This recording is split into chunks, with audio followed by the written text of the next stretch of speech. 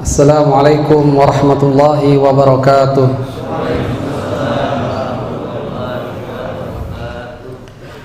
Innal hamdalillahi nahmaduhu wa nasta'inuhu wa nastaghfiruh wa na'udzu billahi min shururi anfusina wa min sayyiati a'malina.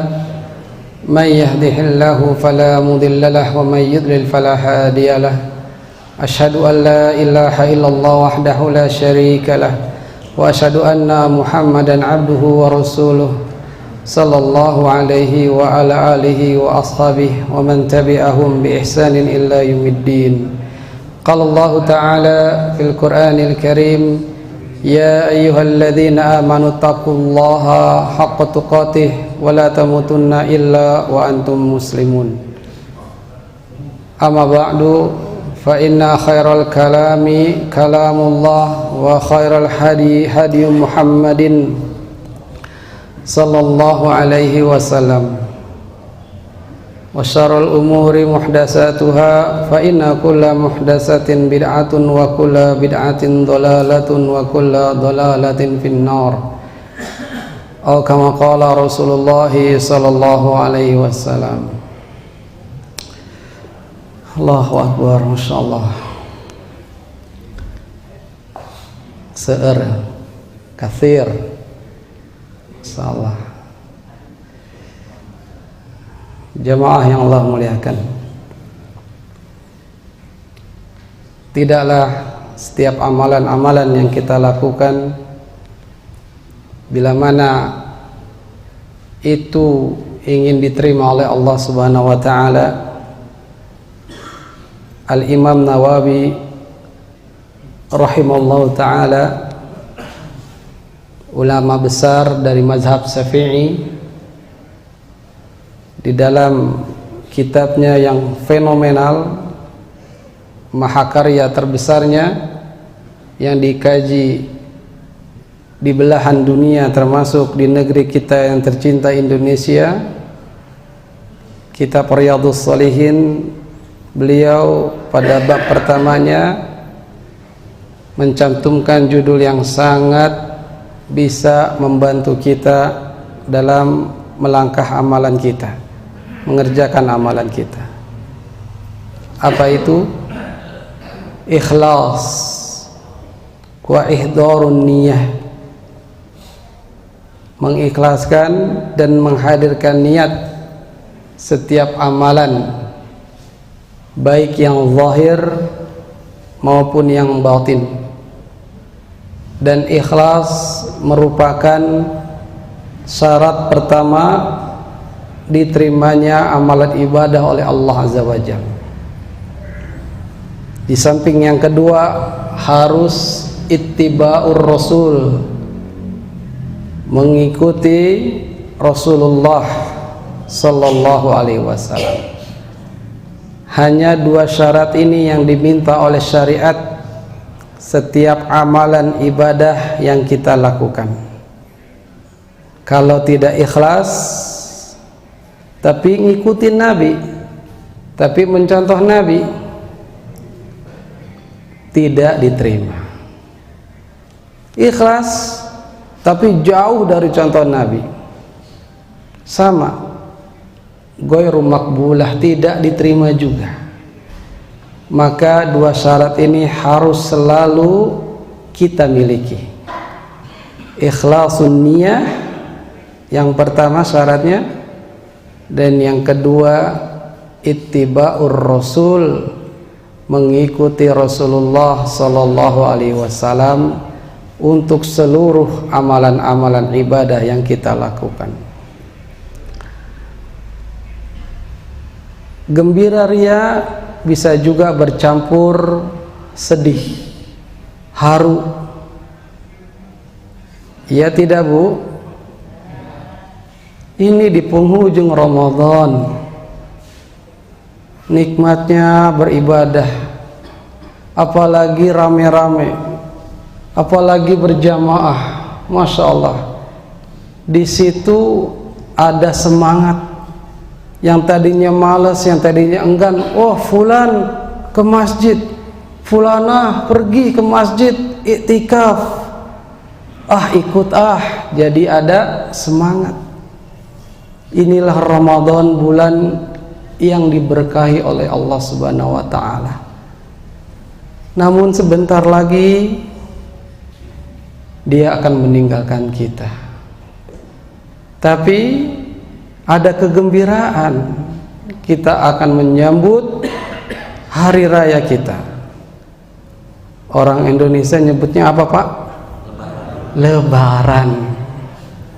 Ya, cuman di Indonesia mungkin. Nggak tahu kalau di negerinya Upin Ipin apa itu namanya. Ya, kalau dalam KBBI, Kamus Besar Bahasa Indonesia, Lebaran adalah hari raya umat Islam yang jatuh pada tanggal 1 Syawal. Setelah selesai mereka mengerjakan ibadah puasa selama sebulan di bulan Ramadan. Itu kata KBBI. Ada lagi yang berpendapat, seorang sastrawan dan budayawan, yaitu M.A. Salmun, ya, yang mengatakan Lebaran itu artinya selesai, habis.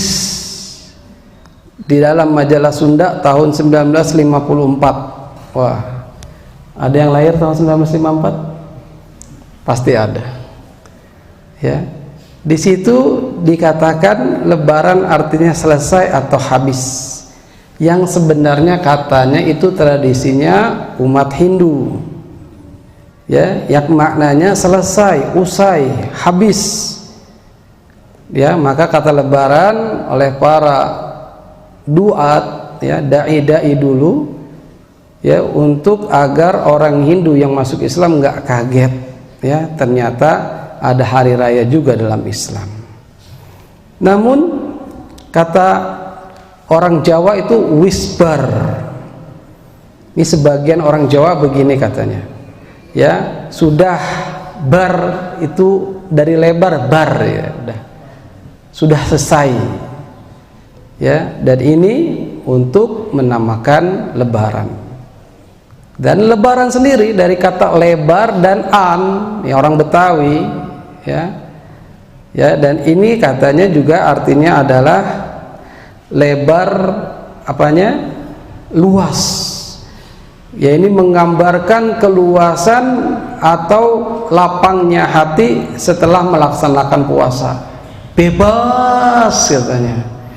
Ya, bebas, nggak puasa, nggak nahan lapar lagi. Saking gembiranya demikian. Ya. Namun walhasil kata Lebaran yang hanya dimiliki masyarakat Indonesia ini tidak mencederai, tidak mencacati syariat Islam. Hanya diambil dari etimologi, ya, secara lugah, secara bahasa saja. Ya, ini tidak mengapa karena adat. Namun syariat Islam adalah Idul Fitr. Ada dua Idain.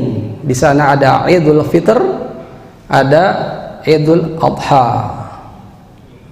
Ya, ketahuilah ini merupakan rahmat Allah Subhanahu wa taala. Kasih sayang Allah yang sangat luas ini diberikan kepada kita sebagai umat Islam memiliki 2 hari raya. Berapa? Cuma 2. Apa landasannya? Apa hukumnya kalau umat Islam hanya mensyariatkan 2 hari raya? Qadima Rasulullah sallallahu alaihi wasallam al-Madinah. Ketika utusan Allah Muhammad ibn Abdullah ibn Abdul Muttalib sallallahu alaihi wasallam datang ke Madinah. Walahum yaumani yal'abuna fihima fil jahiliyah. Ya, wali ahli Madinah, ya, penduduk Madinah pada saat itu mempunyai 2 hari raya yang mereka bermain-main. Ya, mereka bermain-main di 2 hari raya tersebut pada masa jahiliyah. Faqal, maka Nabi sallallahu alaihi wasallam katakan, innallaha qad abdalakum bihima khairan minhuma. Sesungguhnya Allah Subhanahu wa taala telah mengganti kedua hari raya tersebut ya dengan yang khair, lebih baik dari kedua hari raya tersebut. Yakni mana? Yaitu adalah Yaumun Nahri wa Yaumul Fitr. Yaitu hari Nahar, hari menyembelih, dan hari Fitr, hari berbuka. Inilah dasar pijakan hukum merayakan hari raya, yaitu kisahnya Nabi kita Muhammad tatkala nyampe di Madinah. Melihat penduduk Madinah pada senang gembira, ya. Ditanya makanya, ini dua hari raya dia. Ini masa jahiliyah, sudah Allah gantikan dengan yang lebih baik. Maka kata-kata abdalakum, innallaha abdalakum, sesungguhnya Allah menggantikan buat kalian, berarti yang digantikan sudah nggak dipakai lagi, ya. Dan ini adalah yang kita miliki, Idul Adha wa Idul Fitr. Hanya dua hari raya yang boleh kita merayakannya, yang boleh kita mengagungkan, membesarkannya. Sekarang kita telik makna Idul Fitr yang sebentar lagi insyaallah ta'ala kita bertemu dengannya. Tinggal apa? Nanti kalau nggak salah ada sidang isbat, ya, pukul 17 sore nanti sampai pada maghrib, sampai pada isya, ya. Ulil amri kita, ya, yang menangani adalah Kementerian Agama, Departemen Agama, akan mereka rapat, ya, akan adanya isbat, penetapan untuk 1 Syawal. Kalau hilal Syawal terlihat, ya, dan sudah diumumkan, nah itulah hari di mana kita, ya, boleh bertakbir. Id diambil dari kata al-aud yang artinya sesuatu yang kembali. Dikatakan demikian karena berulang-ulang kulu amin, setiap tahunnya. Al-Kirmani menukil dari Az-Zamkhsyari bahwa Id adalah surur, kebahagiaan. Surur Aid, kebahagiaan yang berulang. Wa aqara dzalika fal ma'na anna kulla yaumin suri'a ta'zimuhu yusamma Idan. Maka makna Id adalah semua hari yang disyariatkan, yang diagungkan, dibesarkan. Itulah kenapa disebut Id berulang-ulang. Sedangkan Fitr itu artinya berbuka, sebagaimana hadis-hadis Nabi SAW yang mengatakan tentang Fitr itu. Dari Abu Hurairah radhiyallahu anan Nabi sallallahu alaihi wasallam qala as-sumu yauma tasumun. Puasa itu adalah hari di mana orang-orang berpuasa. Wal fitru yauma tuftirun. Fitr, ya, Idul Fitr adalah hari di mana orang-orang berbuka. Wal adha yauma tudhahun. Dan Idul Adha itu adalah hari ketika orang-orang menyembelih. Hadis ini diriwayatkan oleh Al-Imam Tirmidzi, juga Ad-Darqutni. Maka Idul Fitr adalah, jadi apa?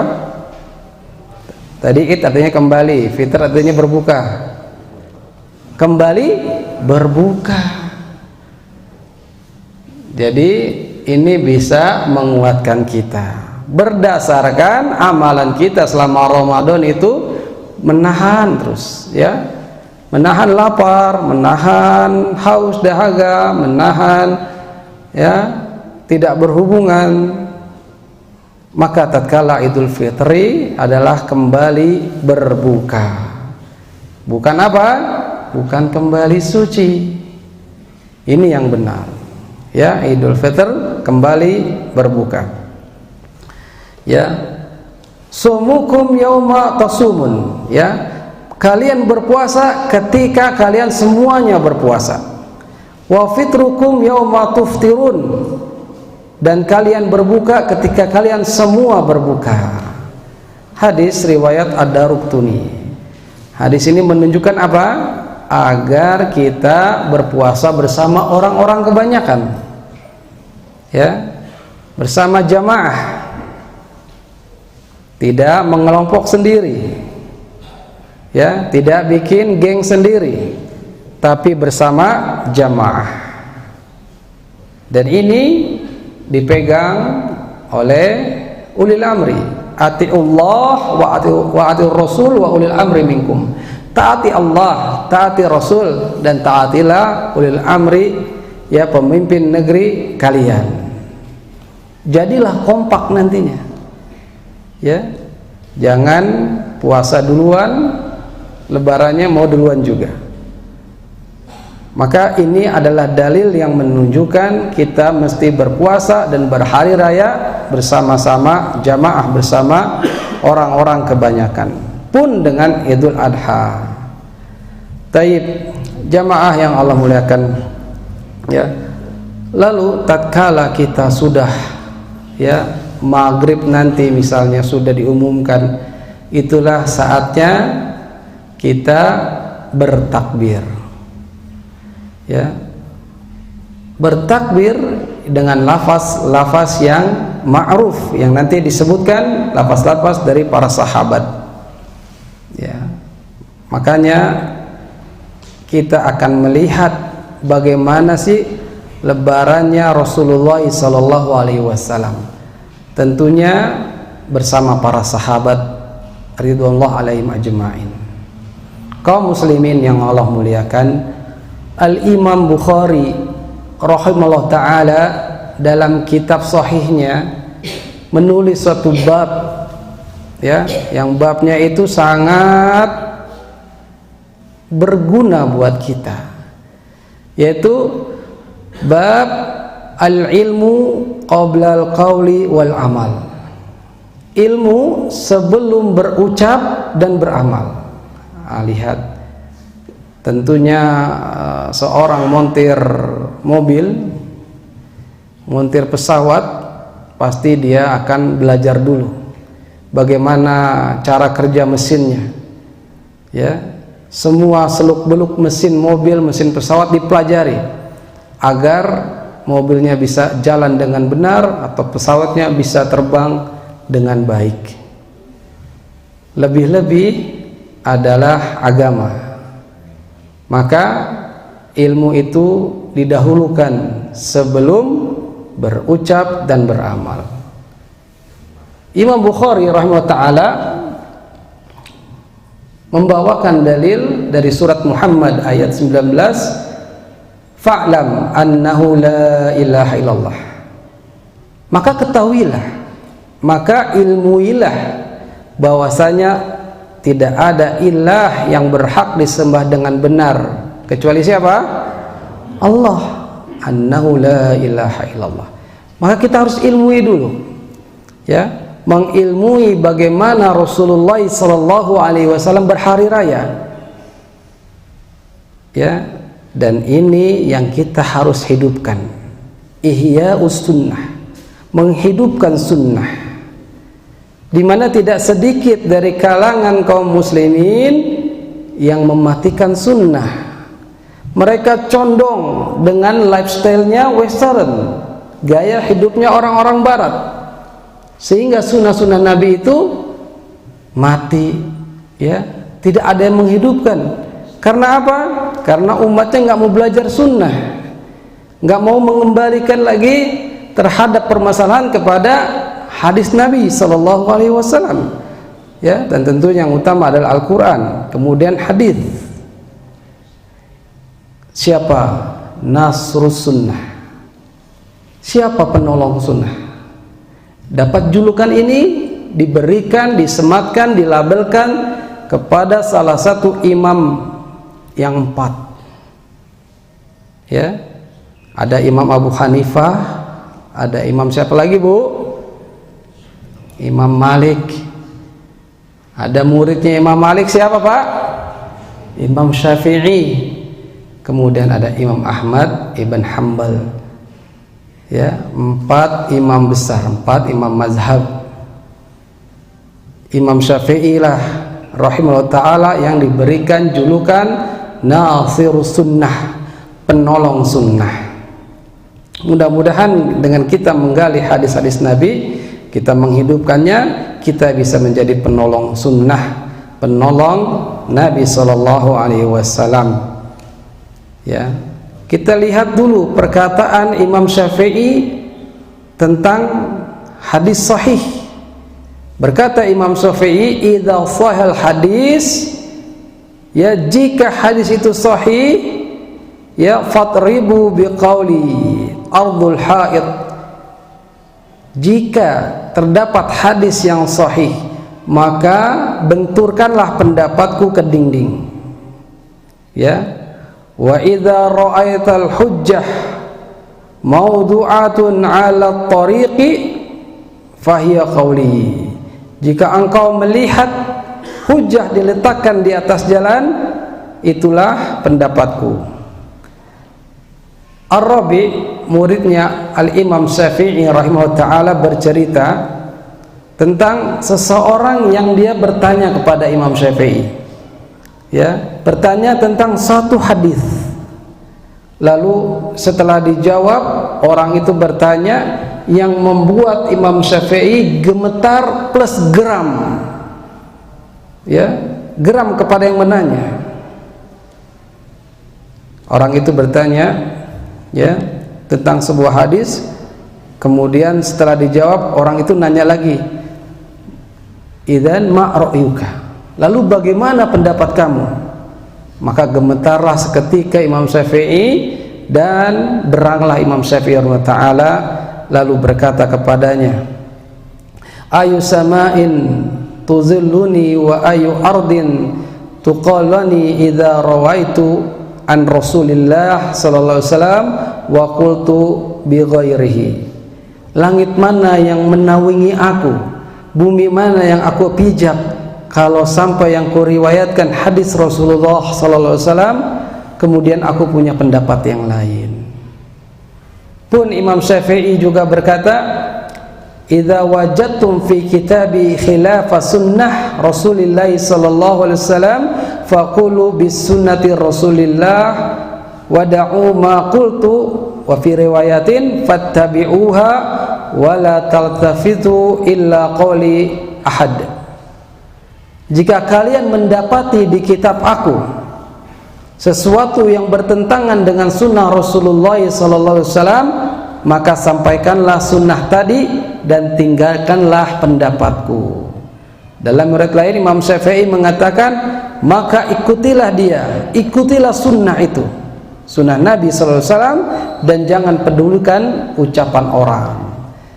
Jadi hadis, jadi sunnah Nabi ini benar-benar dipegang, bahkan disuruh adhu bin nawazil, gigit dengan gigi geraham.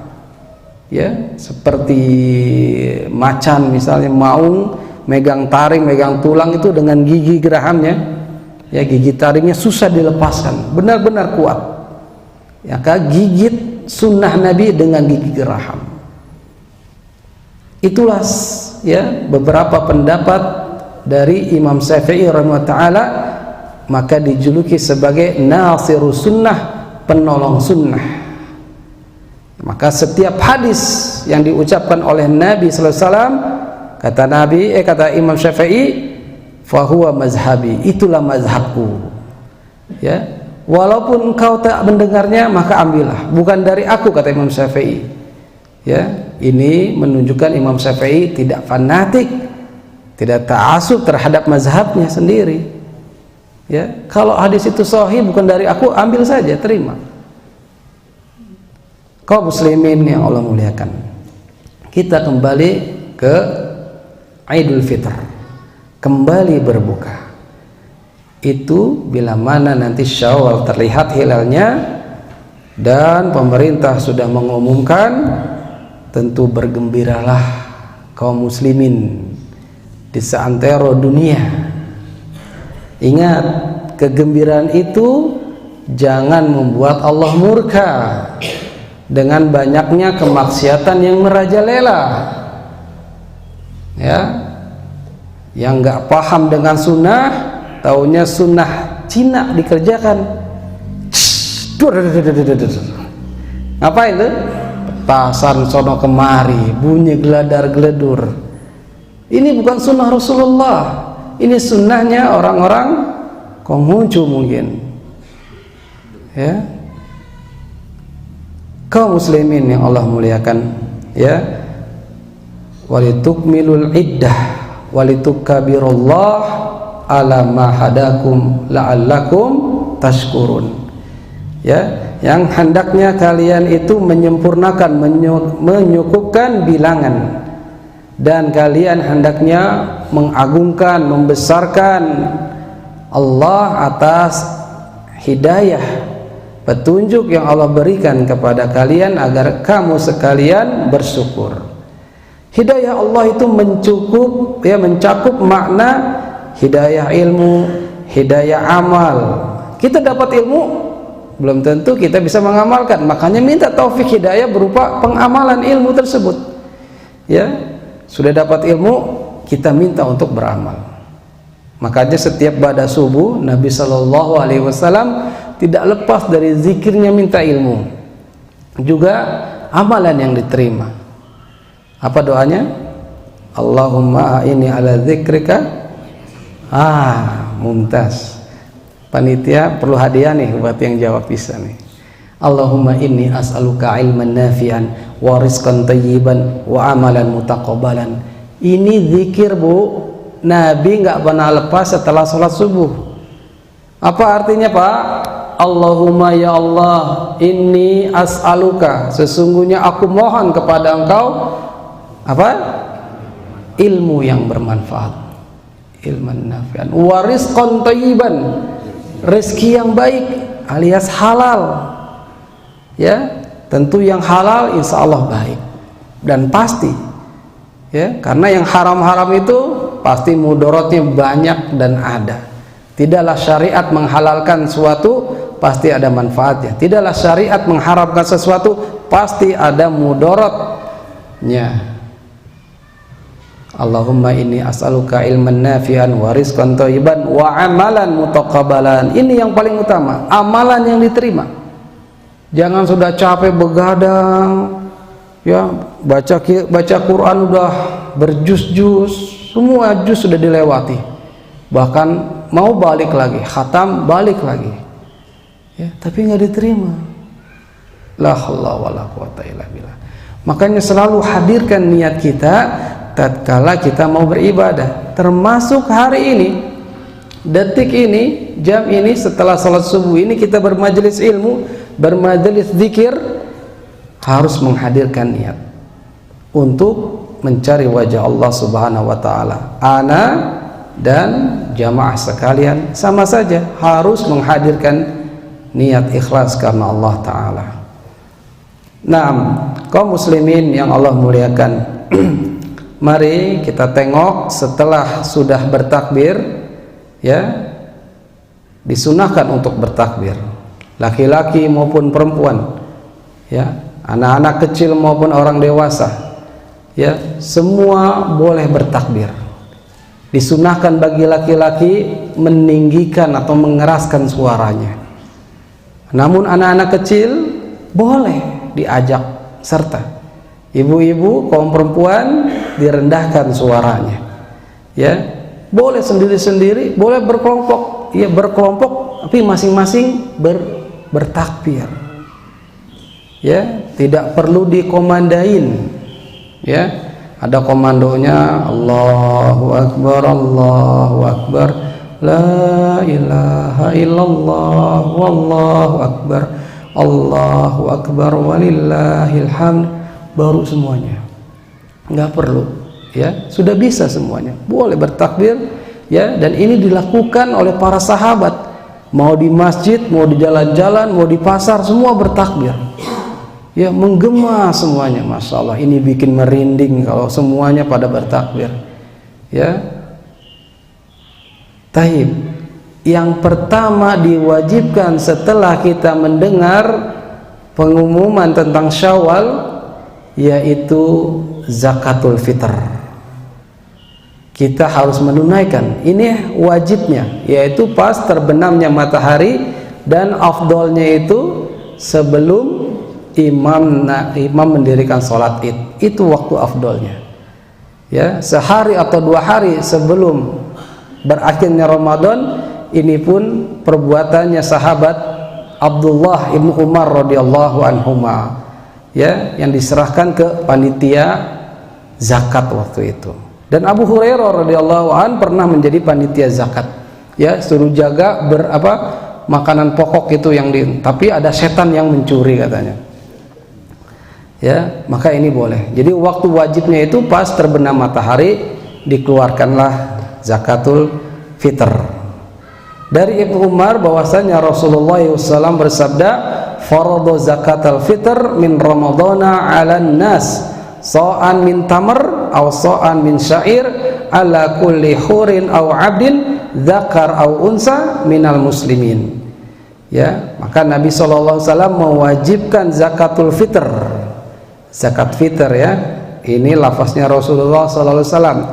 Ada ulama menyebutnya zakat fitrah, ya, dan ini berkaitan karena dengan jiwa, dengan badan setiap kaum muslimin.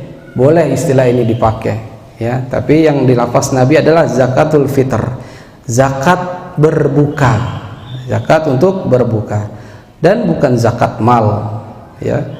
Maka hari raya, ya, yang kita miliki, yang disuruh oleh Allah untuk dirayakan, Idul Adha dan Idul Fitr, itu lantaran sebelumnya mengerjakan amalan ibadah yang agung, dan itu ada di dalam rukun Islam.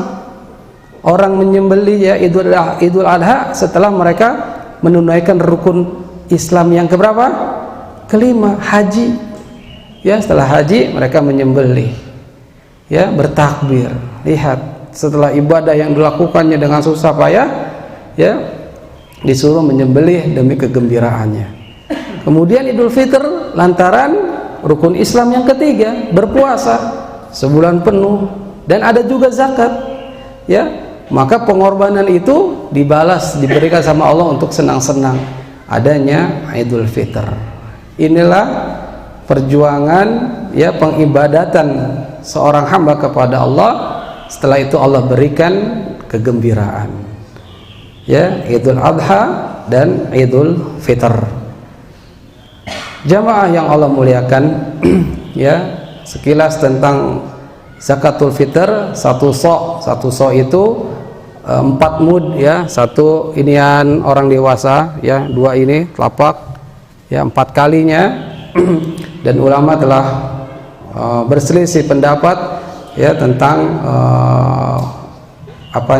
beratnya, ya, sehingga hasil dari musyawarah para ulama, ya, dan itu ada yang berkisar 2,5 kilo sampai 3 kilo, ya, karena berbeda-beda, ya, kurma yang segini sama gandum, ya, beda-beda semuanya, ya, tapi perkiraannya demikian, 2,5 kilo atau 3 kilo makanan penduduk negeri. Taib. Jadi apa hikmah zakat fitr, ya? Hikmahnya itu adalah untuk mensucikan orang yang berpuasa. Dari apa? Dari minal lagwi warrafas, ya, dari ucapan-ucapan kotor atau ucapan-ucapan jelek, ya, dari omong kosong dan lain sebagainya yang tidak berguna, ya, kedustaan yang tidak sengaja, ghibah yang ketularan setan, ya, akhirnya itu harus dibersihkan, ya, dibersihkan dengan dia menunaikan zakat. Taib. Jadi yang dilakukan adalah dia harus menunaikan zakatul fitr. Lalu setelah itu dia harus apa? Besoknya mau menuju sholat, yaitu mandi pada hari Id. Dan ini adalah perlakuannya sahabat Abdullah bin Umar radhiyallahu anhuma. Ya, iktasil kulla yaumin in syi'ta. Faqala la al-ghuslu alladhi huwa al-ghuslu. Qala yaumal jumu'ah wa yaumul arafah wa yaumul nahar wa yaumul fitr. Ya, mandilah setiap hari jika kamu menghendakinya. Yang bertanya berkata, bukan mandi itu yang dimaksud, ya adalah mandi yang disunnahkan. Beliau mandi pada hari Jumat, hari Arafah, Idul Adha dan Idul Fitr. Hadis riwayat Al-Baihaqi. Maka mandi dulu Pak, ya mandi dulu, itu disunnahkan untuk kita sebelum berangkat ke sholat, ya membersihkan diri, pakai minyak wangi Pak, ya ini bapak-bapak, kalau ibu-ibu jangan. Minyak wangi ibu-ibu itu hanya dipakai di mana? Di rumah. Buat siapa? Ya buat suami tercinta. Ya, jangan pakai minyak wangi keluar buat orang-orang. Nanti ada orang-orang yang berpenyakit hati, ya akhirnya goyah hatinya, dibisikin setan. Jadi ibu-ibu itu berdandannya tajamul, menghias diri itu di rumah. Ya. Disunahkan pakai pakaian yang terbagus, terbaik, ya andalan lah. Udah beli baju Bu yang baru? Nggak mesti baru, ya tapi kalau ada THR banyak beli baru Bu, ya apalagi anak-anak, ya apalagi masyarakat Indonesia beli baju itu setahun sekali gitu. Ya jadi disunahkan pakai baju yang terbaik, ya baju andalannya. Ya Nabi punya, ya dipegang, ditaruh hanya untuk dipakai di hari-hari besar dan kalau ketemu tamu saja. Nah makanya jadilah adat kalau setiap lebaran harus punya baju baru. Ini disunahkan untuk kita memakainya. Ya pada saat itu Umar bin Khattab ya pernah ngasih baju ke Nabi SAW. Wahai Rasulullah, ya ini baju ya yang bisa dipakai untuk hari Id dan ketika datang para tamu. Maka Rasulullah menjawab, innama hadhihi libas man la khalaqa lahu. Ya sesungguhnya ini adalah pakaian orang yang tidak mendapat bagian. Karena apa? Karena yang diberikan Umar itu istabrok, ya sutra yang tebal. Karena bagi laki-laki kaum muslimin nggak boleh pakai sutra. Karena sutra itu adalah pakaian nanti ahli surga. Kalau dipakai di dunia sekarang, nanti di surga ya nggak dipakai. Tapi kalau wanita boleh pakai bahan sutra. Naam. Kemudian pakai minyak wangi. Yang kelima, dianjurkan sebelum berangkat ke tempat sholat, yaitu makan beberapa kurma. Ini Nabi yang lakukan. Ya, Nabi makannya dengan bilangan ganjil. Karena Rasulullah SAW la yaqdu yaumal fitri hatta ya'kula tamrat wa ya'kuluhunna witron. Adalah Nabi SAW tidak pergi ke sholat Idul Fitri sampai beliau makan beberapa buah kurma dan memakannya dalam jumlah yang ganjil. Berapa ganjil Pak? 1 boleh, 3 boleh, 5 boleh. Ya, kalau nggak ada kurma ya ketupat berarti. Ya. Kalau nggak ada ketupat, oh, kebanyakan ketupat ya, cilok juga nggak apa-apa. Ya, jadi yang penting makan. Apa hikmahnya? Kata Al-Imam Ibnu Hajar Al-Asqalani, ya rahimahullah taala, itu menandakan apa? Tidak berpuasa lagi. Wah, makan berarti nggak berpuasa. Ini kalau Idul Fitr. Tapi kalau Idul Adha malah disunahkan tidak makan dulu. Karena nanti apa? Makannya makan hewan kurbannya. Gitu ya, maka sebelum berangkat sarapan dulu Pak, ya syukur-syukur punya kurma, ya insya Allah mah kurma udah banyak sekarang. Yang keenam, pergi ke tempat sholat ya dengan berjalan kaki. Ini berdasarkan riwayat Ibnu Umar radhiyallahu anhuma. Adalah Rasulullah SAW yakhruju ilal idi masian wa yarji'u masian. Nabi itu pergi ke tempat sholat, perginya berjalan, pulangnya juga berjalan. Ya, dan sunnah sholat id itu adalah di musola. Artinya musola bahasa Arab artinya tanah lapang. Ya, kalau nggak hujan di tanah lapang. Ini untuk syiar Islam, biar nampaknya lebih kelihatan. Ya tidak? Coba pakai drone, wah kelihatan kan di lapangan. Kalau di masjid dalam nggak kelihatan, ya. Maka sunnahnya di lapangan. Ya, kalau ada uzur kayak hujan atau apa boleh di dalam masjid. Karena inilah yang dilakukan Nabi Shallallahu Alaihi Wasallam. Ya, Nabi Sallallahu Alaihi Wasallam pergi ke musola pada Idul Fitr maupun Idul Adha. Yang pertama kali Nabi lakukan adalah sholat. Ya, jadi Idul Fitri dilakukan dengan sholat. Ini menunjukkan apa? Tidak adanya azan, tidak adanya iqamat. Ya, karena sebagian pernah ya saya saksikan, ini kenapa dia azan, ini kenapa qomat, padahal subuh udah lewat. Azim. Ya, lantaran apa? Kejahilan, ketidaktahuan. Ya, ketidaktahuan ini sangat musibah. Al ilmu qabla al qauli wal amal. Ya, termasuk sunnah tatkala dia berjalan menuju tanah lapang untuk sholat, dia berjalan dan baliknya dengan jalan yang berbeda. Pak, orang sini Pak, jalan apa aja padanya? Jalan naon? Oh, Bapak misalnya dari Jalan Arwana, pulangin jangan ke Jalan Arwana lagi, ke Jalan Paus. Ya, ya berjalan pindah. Ya, ini sunnahnya Nabi SAW. Biar apa? Hikmahnya, syiarnya lebih nampak dan ketemu lagi kaum muslimin yang lain yang berbeda. Seperti itu. Pak Ustadz, saya jalan cuma satu, itu aja. Ya, kalau tadi dari kanan, pulangin dari kiri. Ya, pokoknya dengan jalan yang berbeda. Ini adalah sunnah Nabi SAW tatkala pulang dan pergi menuju tempat sholat. Kalau jalan Pak, ya sudah jalan kan sudah rapi, pakaian wangi, ya sudahlah. Itu sama keluarga bertakbir. Ya, sambil berjalan dia bertakbir menuju tempat sholat. Ya, ini mengamalkan firman Allah. Ya, setelah walitukmilul iddata walitukabbirullaha ala ma hadakum la'allakum tashkurun. 6.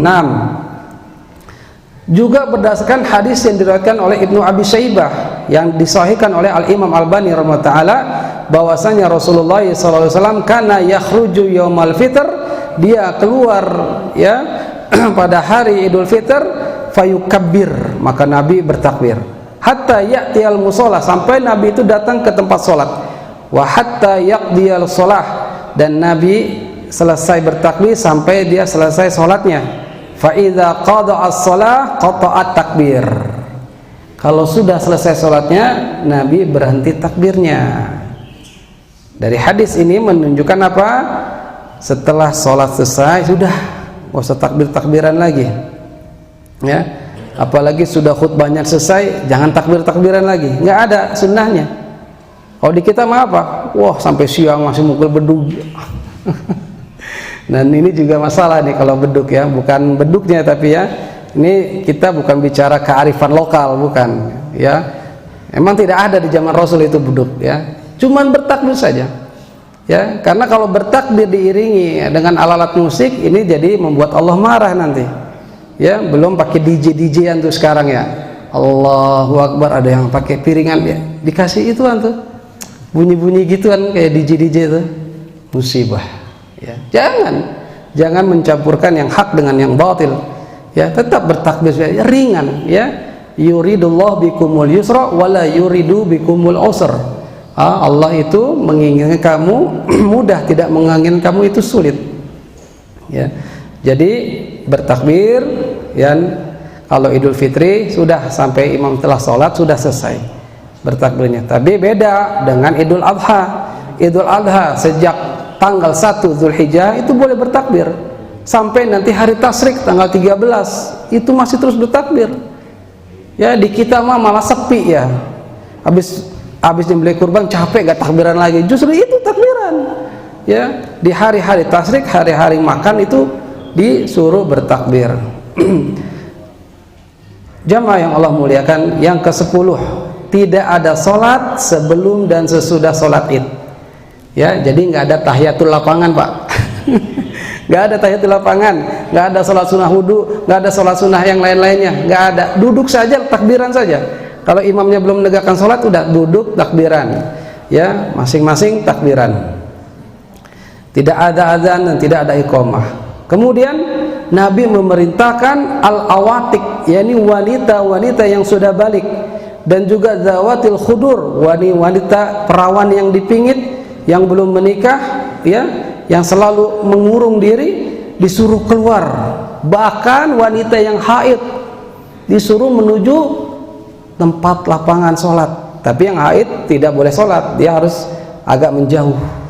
Jadi semuanya dikeluarin. Nenek-nenek yang lumpuh, ya, pakai kursi roda, ya, suruh ke lapangan semuanya, ya, kecuali pas satpam, ya, hansip security yang dia menjaga keamanan, ini boleh, ini uzur dia, ini menjaga keamanan, ya.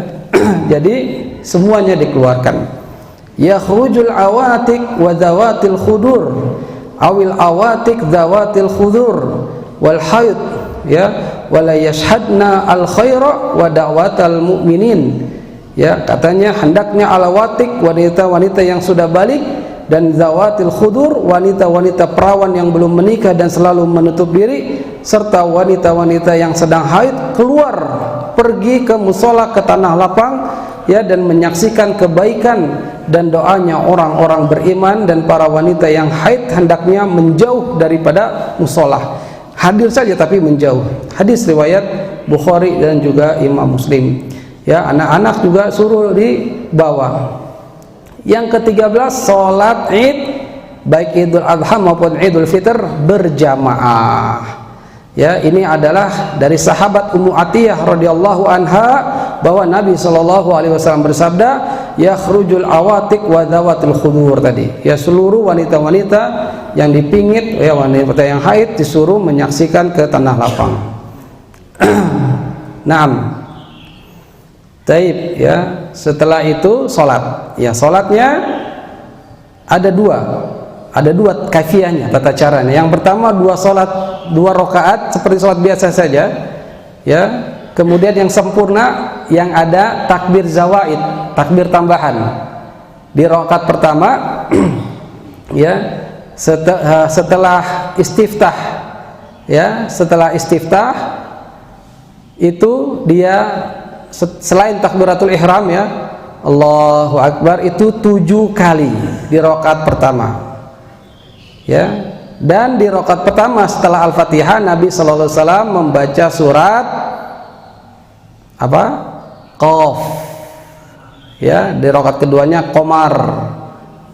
Ya, atau itu kan kepanjangan tuh. Itu 3 halaman tuh. Ya, bakalan yang sudah tua-tua pegel nanti. Boleh yang Al-A'la dan Al-Ghasyiyah, ya. Selain di rakaat kedua setelah bangkit dari sujud, selain setelah takbir intiqal, takbir perpindahan, ada takbir zawaid, takbir tambahannya 5 kali. 6. Dan Allahu Akbar mengangkat tangan, ya. Ada yang tidak, ya. Jumhur ulama mengangkat tangan. Ya, ulama berbeda pendapat apakah di sela-sela takbir mengangkat tangan itu ada bacaan atau diam, ya. Ada yang berpendapat dia adalah adanya bacaan, ya, subhanallah alhamdulillah wala ilaha illallah wallahu akbar. Ada pendapat diam. Ini kilahuma insyaallah sahih, tidak mengapa, ya.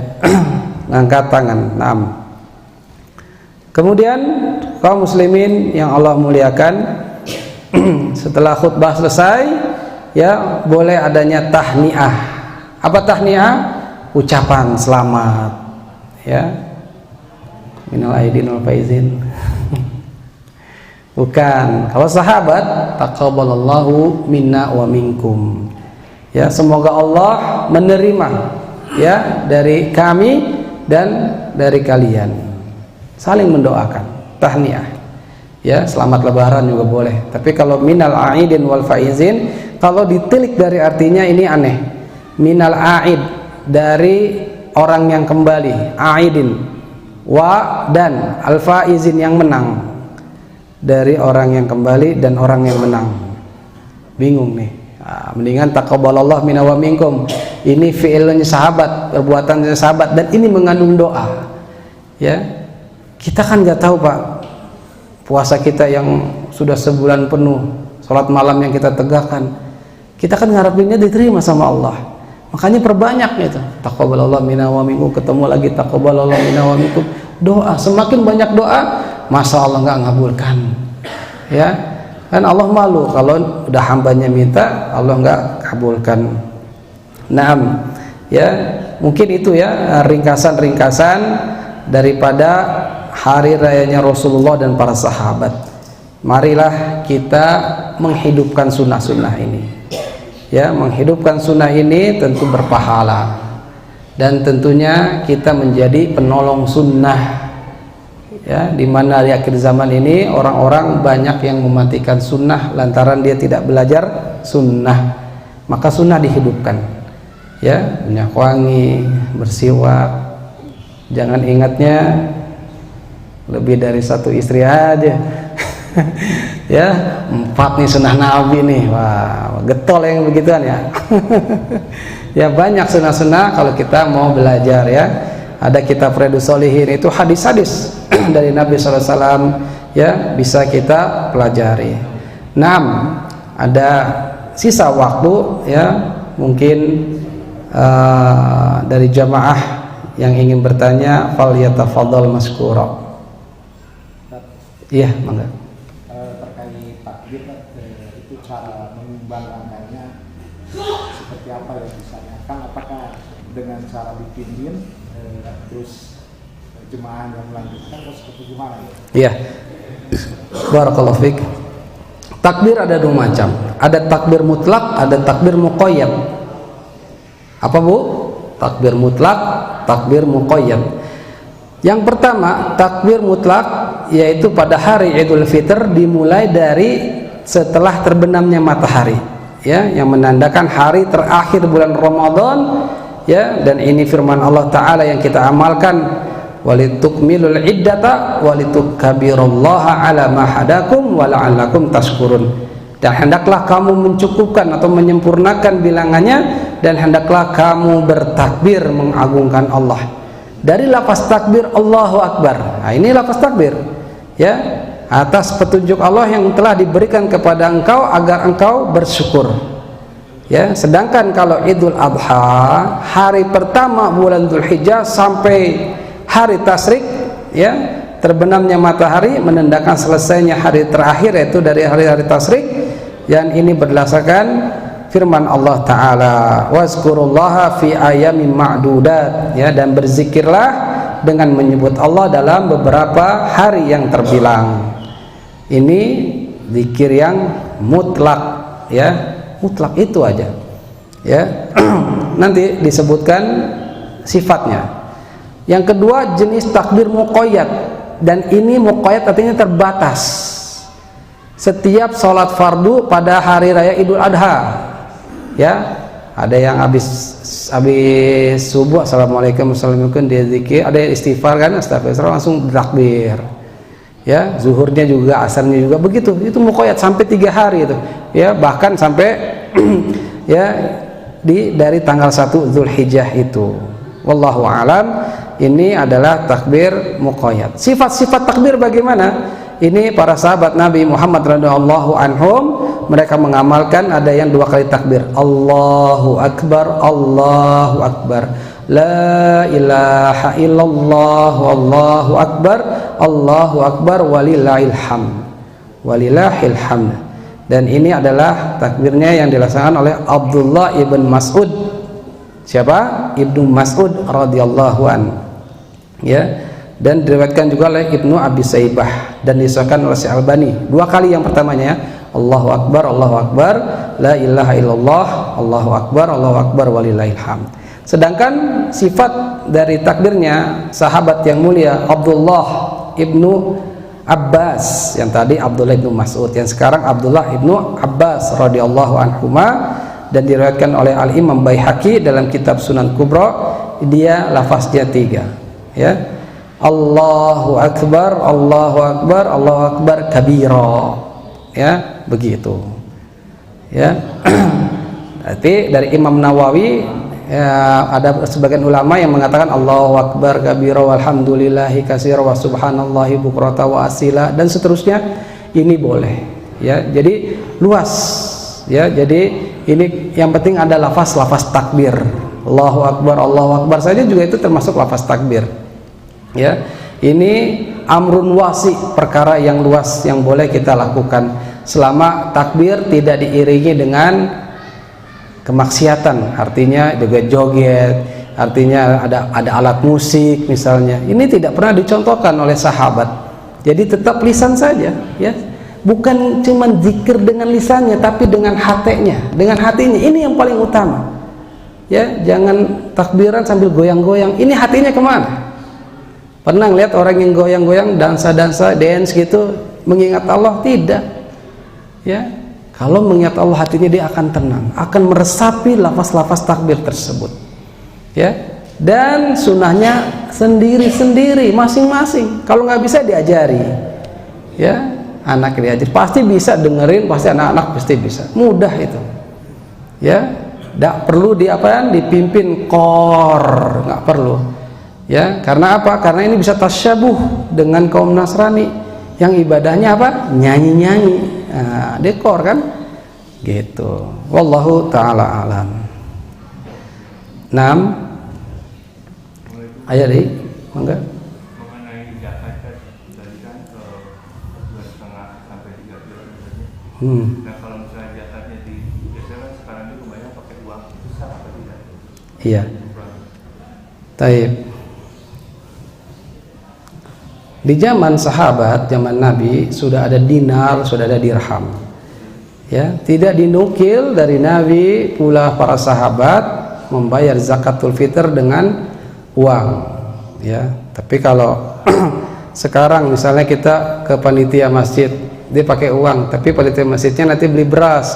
Ya, berasnya baru buat fakir miskinnya. Ini boleh. Seperti itu. Ya, karena farada Rasulullah SAW zakat al-fitr min so'an min tamrin ya, au so'an min bur ya, min syair ya, satu so' dari tamar kurma, satu so' dari bur gandum, dari syair jenis gandum yang lain, itu demikian. Atau dalam riwayat lain ya min to'am, dari makanan. Nah, makanan ini adalah yang ditafsirkan ulama makanan penduduk negeri ya, yang berbeda-beda. Ya, Indonesia kan beras, ya ada yang makan berasnya beras merah aja, ya supaya anti gemuk, sedikit kenyang gitu. Gimana Ustadz? Saya pakai beras merah dong? Boleh, ya. Tapi yang penting keumuman masyarakat, ya dia doyan nggak beras merah atau doyan putih itu ya boleh itu. Yang penting beras, ya nggak mengkhususkan, ya nggak mensyaratkan harus beras merah misalnya, ya. Yang penting jangan yang lebih jelek. Ya, masa buat sodako yang jelek, yang lebih bagus ya Cianjur atau level-level ke atas itu disarankan gitu. Atau yang biasanya makan beras basmati yang udah nyampe sini, wah itu mahal itu ya. Pokoknya keumuman aja, keumuman masyarakat itu makannya beras ini, dia doyan, ya silahkan seperti itu ya. Orang Madura misalnya jagung, atau orang yang Papua sana sagu, ya mereka sesuai dengan bahan makanan pokoknya. Wallahu a'lam. Nah. Masih panjang? Apa jam 6 lewat? Enggak. Iya.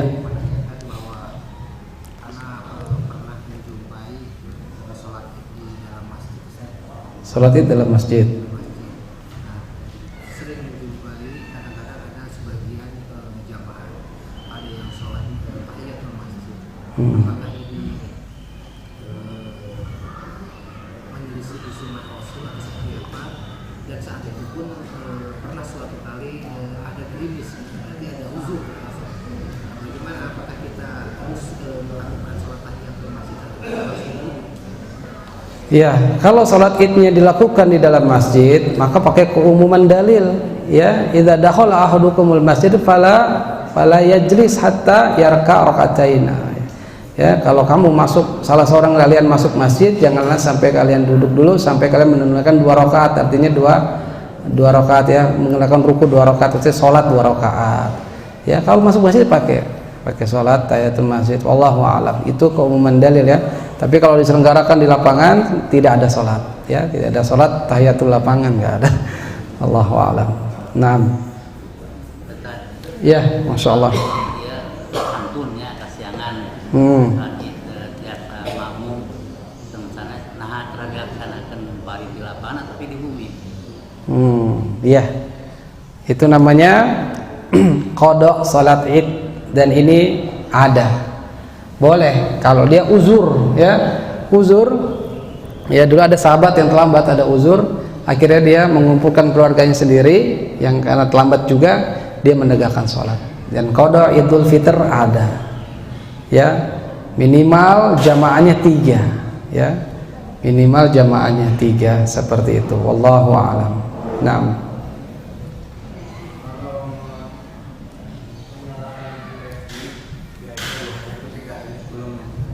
Apa?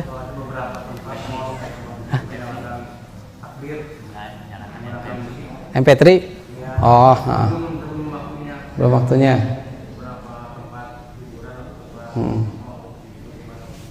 Iya. Takbiran itu pas Ramadan berakhir, sudah matahari tenggelam ya, dan sudah ada isbat penetapan dari pemerintah Ramadan selesai, hilal udah muncul atau hilal nggak muncul kita genapkan besok.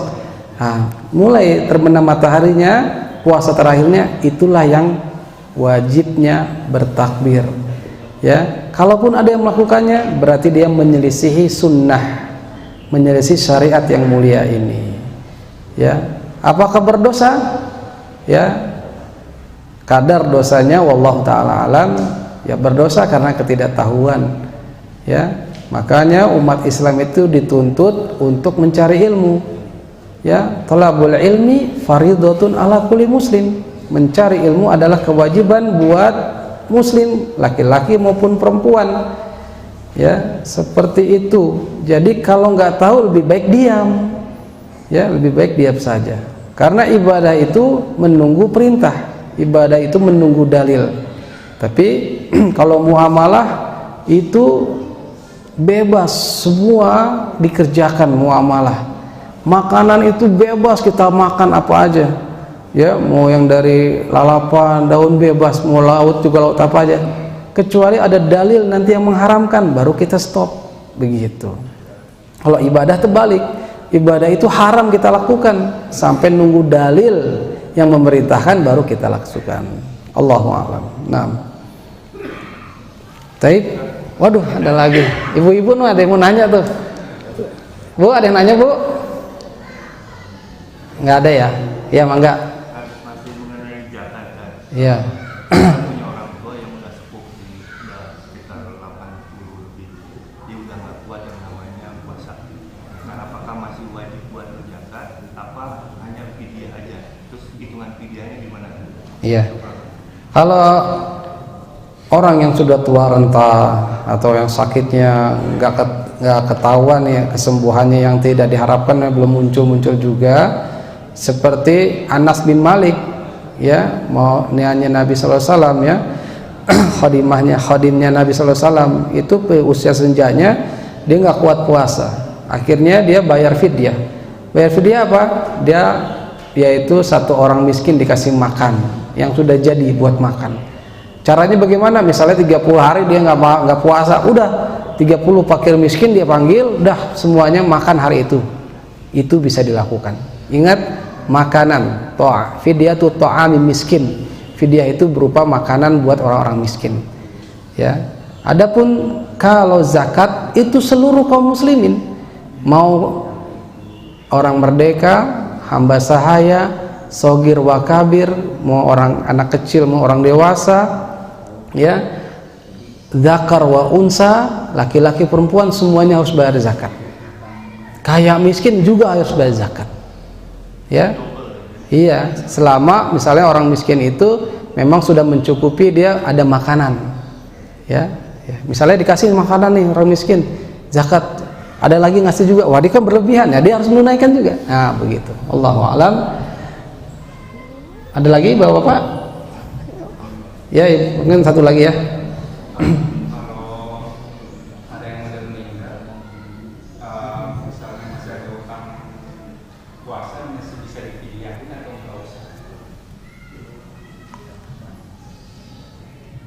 orang wafat ya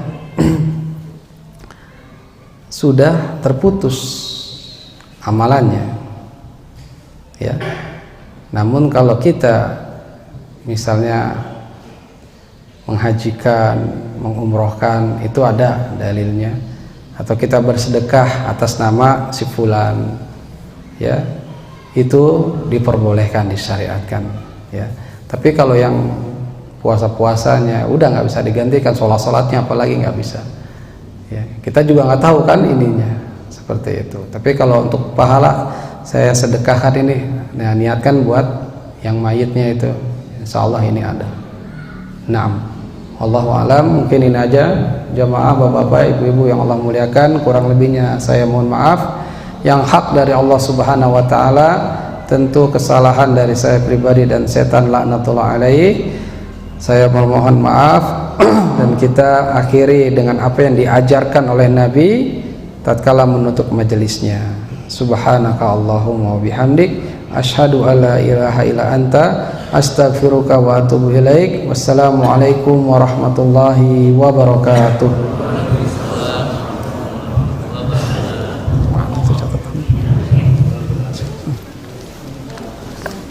Masyaallah, barakallah, masyaallah. Jazakallah khairan, masyaallah, barakallah fik, masyaallah. Barakallah, masyaallah. Pak, barakallah. Jazakallah khairan, masyaallah. Subhan, afwan. Ya, salam, masyaallah. Barakallah. Masyaallah. Wafik barakallah, jazakallah khairan, masyaallah, masyaallah. Ya, Pak, masyaallah. Ya, barakallah. Ya, masyaallah, Pak. Sami-sami. Masyaallah. Ya, istirahat dulu sebentar. Ya. Yang mau bertanya. Oh, mangga. Aduh. Ya. Dia diuangkan bisa Ustaz? Nggak bisa, harusnya to'amu miskin ya. Nggak bisa sampai diganti sama